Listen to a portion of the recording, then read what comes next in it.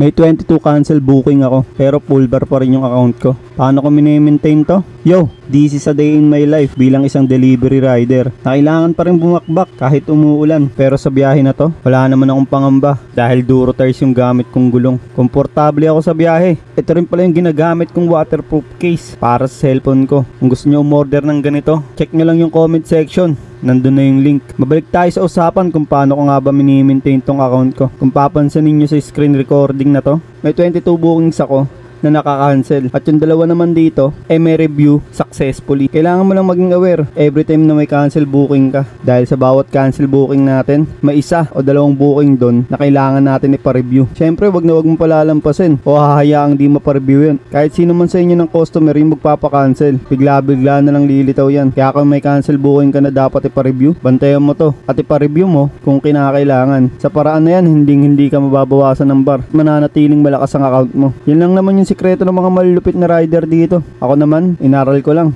Tapos mukhang epektibo. Sa 269 na booking ko, nung buwan ng Agosto, halos kumita rin naman ako ng 30,000. Kaya ang gusto nyo lumakas ang account nyo, maging wise tayo.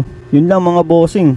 Alright mga tol, time check tayo. 11:51 na. Yung biyaheng Makulon natin, naka-6 na bookings na tayo. Tapos 652 pesos.